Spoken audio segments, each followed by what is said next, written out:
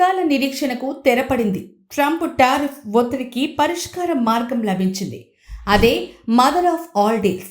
ప్రపంచంలోని రెండు అతిపెద్ద ఆర్థిక వ్యవస్థల మధ్య కీలక ఒప్పందం కుదిరింది. 77వ గణతంత్ర వేడుకలకు ముఖ్య అతిథులుగా వచ్చిన EU పెద్దతులతో జరిగిన కీలక సమావేశంలో ఈ చారిత్రాత్మక ఘట్టంకు పునాది పడింది.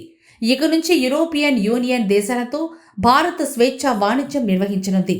అసలేంటి మదర్ ఆఫ్ ఆల్ డీల్స్ అంటే? దీనిపై గత కొంతకాలంగా ఎందుకు చర్చ నడుస్తోంది? దీనివల్ల యూరోపియన్ యూనియన్ దేశాలకు లాభమా, భారత్కు లాభమా? ఇప్పుడు చూద్దాం.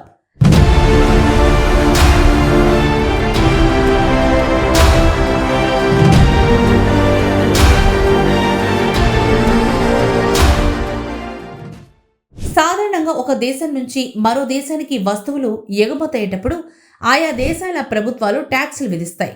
దీనివల్ల వస్తువుల ధరలు పెరుగుతాయి. అదే స్వేచ్ఛా వాణిజ్య ఒప్పందం డీల్ కుదిరితే మనం వ్యాపారం చేసుకునేటప్పుడు ఒకరిపై ఒకరం ఎలాంటి పన్నులు వేసుకోకూడదు.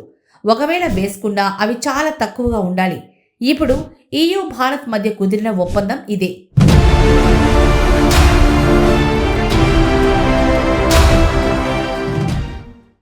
అయితే దీనికి ఊరికే మదర్ ఆఫ్ ఆల్ డీల్స్ అని పేరు రాలేదు.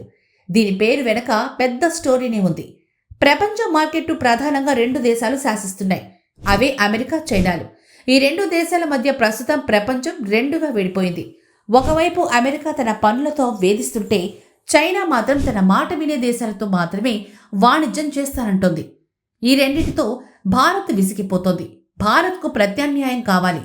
ఇలాంటి సమయంలోని 27 ధనిక దేశాలున్న యూరోపియన్ యూనియన్ భారత్కు ఒక బలమైన ప్రత్యామ్నాయంగా నిలిచింది.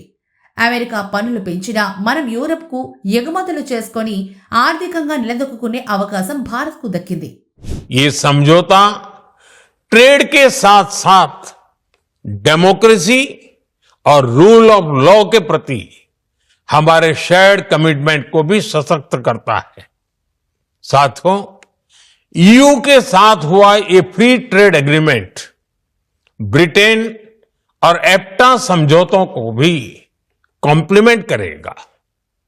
इससे ट्रेड और ग्लोबल सप्लाई चेन दोनों को मजबूती मिलेगी. ఐరోపా దేశాలు, ముఖ్యంగా జర్మనీ, ఫ్రాన్స్ వంటి దేశాలు నాణ్యతకు పెట్టింది పేరు. ఈ ఒప్పందం వల్ల ఐరోపా కంపెనీలు తమ ఫ్యాక్టరీలను భారత్కు తరలించే అవకాశం ఉంటుంది. తద్వారా భారత్ కేవలం చౌకబారు వస్తువులకే కాకుండా నాణ్యమైన విదేశీ వస్తువుల తయారీకి కూడా కేర్ ఆఫ్ అడ్రస్గా మారుతుంది. అప్పుడు ఇక్కడి నుంచి ఎగుమతి అవుతుంది. అలాగే లగ్జరీ వస్తువులు తక్కువ ధరకే ప్రజలకు అందుబాటులోకి వస్తాయి. ఇది మన జీడీపీకి ఎంతగానో ఉపయోగపడుతుంది.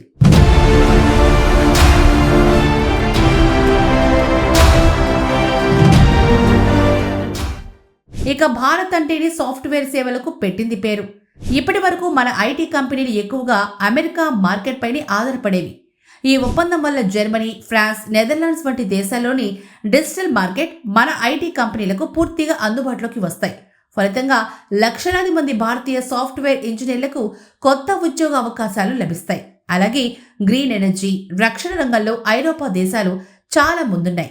ఈ ఒప్పందంలో భాగంగా భారత్కు టెక్నాలజీ ట్రాన్స్ఫర్ జరుగుతుంది. అంటే మనం కేవలం వారి వద్ద నుంచి కొనడమే కాకుండా ఆ వస్తువులను అక్కడే తయారు చేసే సాంకేతికతను కూడా వారు మనతో పంచుకుంటారు. జపాన్, దక్షిణ కొరియా తర్వాత ఈ తరహా రక్షణ వాణిజ్య ఒప్పందం కుదుర్చుకున్న మూడో ఆసియా దేశం భారత్ మాత్రమే. ఇది ప్రపంచ వేదికపై భారత్ను ఒక విశ్వసనీయ భాగస్వామిగా చూపిస్తుంది. చైనాను కాదని భారత్ను EU ఎంచుకోవడం ఒక దౌత్యపరమైన విజయం అని చెప్పుకోవాలి. అందుకే ఇది మదర్ ఆఫ్ ఆల్ డీల్స్ గా పేరు పొందింది. Prime Minister Modi, dear friend, 1 year ago the full College of Commissioners came to India. You mentioned it. And this is also a very special memory for me. It showed the seriousness of our intent and the strength of our commitment. Today we reap the fruits of that commitment with our historic summit. And let me start with trade. Prime Minister, distinguished friend, we did it.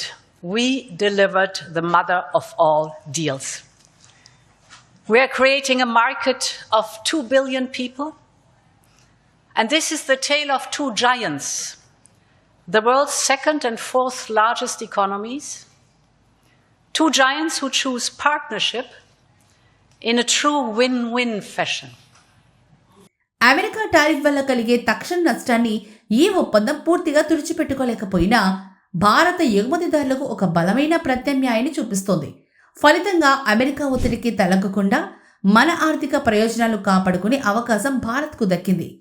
ఒక్క మాటలో చెప్పాలంటే ఈ ఒప్పందం వల్ల భారత్ కేవలం వస్తువులు ఎగుమతి చేసే దేశంగానే కాకుండా ప్రపంచానికి ఒక ఆర్థిక శక్తిగా ఎదిగేందుకు పునాది పడింది.